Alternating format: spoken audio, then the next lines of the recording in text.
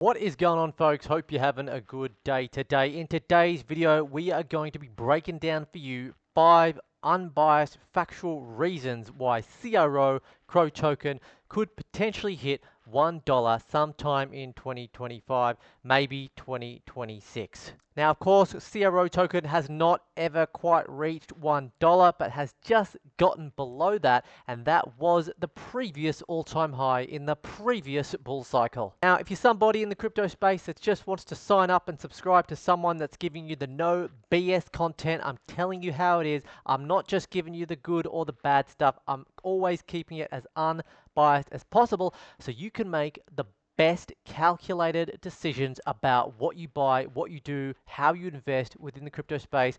Then this is the channel for you. So make sure that, well, if you enjoy the video, smash the like button. If you want to see me again, subscribe, notifications on, and comment your journey with Crow and whether you think you might buy. Let's get into it right now.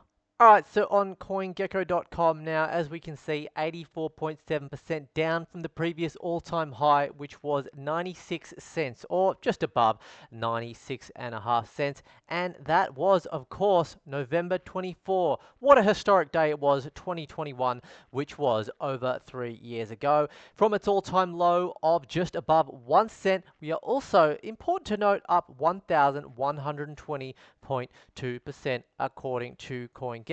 And just for a bit of context to really just understand the current performance of CRO, let's really just go ahead and check in. It's actually been performing very well over the last year, up 66.2%, 83.1% for the last month, which is pretty staggering. 40% thereabouts, just under at 38.2 for the last 2 weeks, 22.1 for the week, and 2.7 for the last 24 hours, setting some nice green candles here on the 3-minute chart. And if we actually go out to the daily chart, it's actually looking pretty strong as well. Currently sitting just below 15 cents, ranked 39 overall market cap.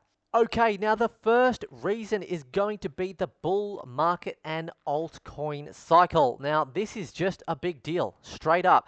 I personally feel like we are more likely to have a full-blown 10, 100x alt season versus not. I think that there just is too much momentum coming in from the biggest hitters monetarily. BlackRock, for example, in traditional finance, the ETS, the positive government regulations, the fact that we are post-halvening, and traditionally the last 2 alt season post-halvening have always kicked off properly in August, and we are virtually on the brink of that right now. Let's look. It's actually the 31st of July right now, so tomorrow it is going to be August. So pack your bags, because look, the data tells us that we are going up. That's not me trying to be biased because I'm holding bags of whatever token or this, that, and the other.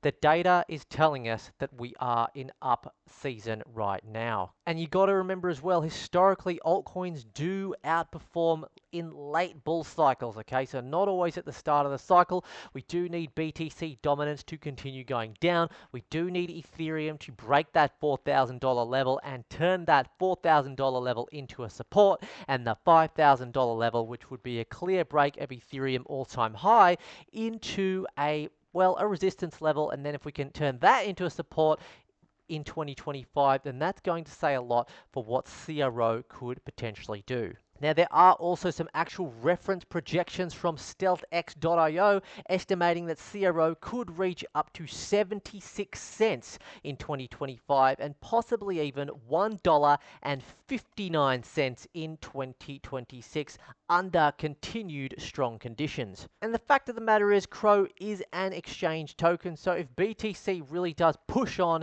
and perhaps break that 130, 40, 150k level, I personally believe that being an exchange token, guys, that capital is going to flow into the likes of CRO, Binance, MEXC, and others. That takes us into reason number 2, and that is Crypto.com's real world expansion, guys. So essentially, guys, it's got high profile marketing, okay? We had the Matt Damon ads, we got the Crypto.com arena, we got PSG, we got heavy marketing in the UFC, which is the Ultimate Fighting Championship, which is something that is growing exponentially over time. You got it being highlighted in GQ articles. In terms of actual raw marketing, is it paid? Of course it's paid marketing, but it's got to come from somewhere, the money. And this is marketing in terms of the traditional investors that are not necessarily yet into crypto. Now, this has been a strong argument for a long time, and I think it's going to be continuing to be a strong argument for the future price of CRO. There's also things such as licensing milestones, the MICO license, guys, the MICA license, sorry, which is also having a Canadian dealer status. You got your US institutional platforms, stock ETF trading rollouts as well in 2025. Essentially, in a nutshell, guys, more global users and services equals more utility demand for CRO token. That takes us on to reason number 3, folks, and that is the supply perspective with the burn and reissuance, guys. So the actual massive 70 billion CRO burn in 2021 that did happen, okay, reducing supply from 100 billion to 30 billion. Because let's face the facts, look, I don't know, I'm kind of standing on the fence. I just want to see how it plays out a little further, guys. But the controversial 2025 proposal to reissue those 70 billion into a strategic reserve and the resulting community backlash across CoinDesk, guys, CryptoSlate and Cointelegraph, okay? So they were articles that actually covered it. Now, essentially, I think the idea about this was so that they could potentially get the CRO token supported by the actual US government. Maybe Donald Trump would go ahead and be able to look at it and go, yeah, I'll take some CRO token. I don't know if that's going to happen. I don't know if it's going to be a good thing. But look, there could be some net positive overall because, yes, it's reintroducing a big amount of supply, which might temporarily reduce the price of the token if it's, well, if there's just too much sell pressure. But if it's locked up and staked and used for purposes for the US government, I think potentially, guys, that could actually be a good thing. So you want to analyze that information properly. In the end, it's really potentially a double-edged sword, okay? If the reserve is used poorly, demand could still absorb issuance, but if trust actually breaks, then the price might suffer.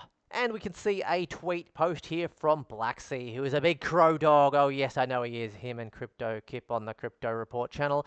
What does he say? Reissuing 70 billion CRO coins with a 5-year lockup, then saying there is a linear vesting period. Please explain how this is not just diluting the supply. Who exactly is getting this 70 billion new coins?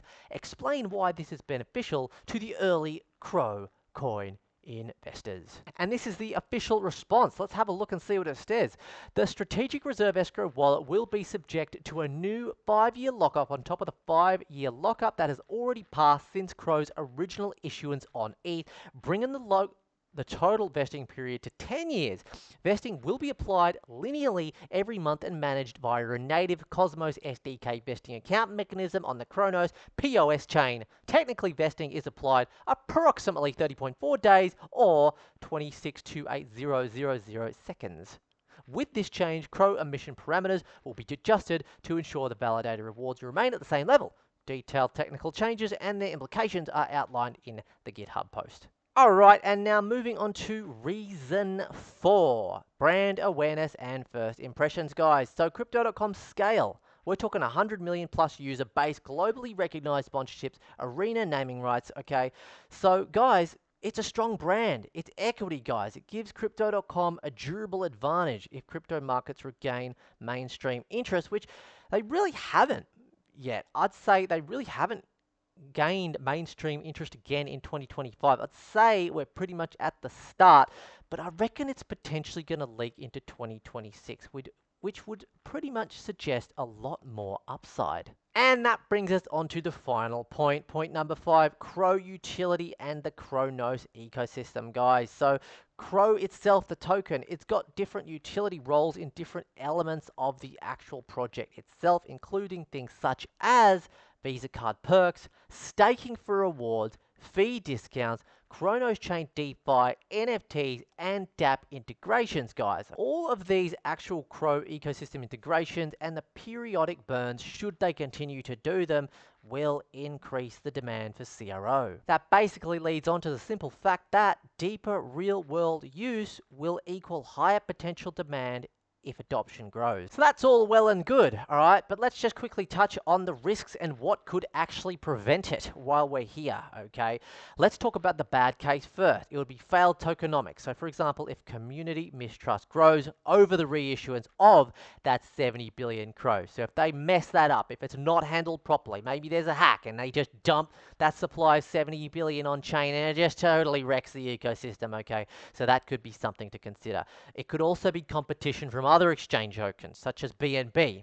All right. Also, a bit of a double-edged sword. Is there enough room for CRO to really come up and be another big dog in the space? Maybe bigger than many perceive that it already is. Also, regulatory and macro headwinds. Okay. In saying that, they're doing pretty well on the regulatory side. I'd say almost a pioneer of the space, but more globally, you know, there could still be a lot of, I guess, regulatory hurdles that CRO also needs to get through as well. So essentially, guys, hitting $1, it's not as easy as it sounds, okay? Multiple catalysts working together need to come into play. There needs to be market momentum, adoption, and of course, supply discipline. And yeah, hold your bags, don't sell it. Maybe then we'll get there. So yeah, folks, just to really summarize, all right, don't think that CRO to $1 is guaranteed. But if the crypto.com ecosystem continues to grow, the market continues to rally, and tokenomics do end up staying intact, it's definitely not impossible. I want to hear from you guys, CRO holders, non-CRO holders. What timeline are you on? When did you buy CRO? Are you buying more? Are you selling? Are you holding? Have you had enough?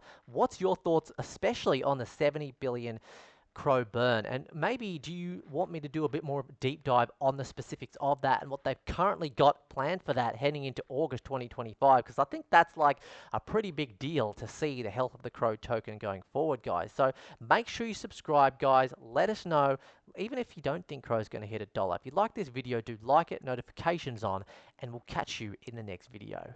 Cheers.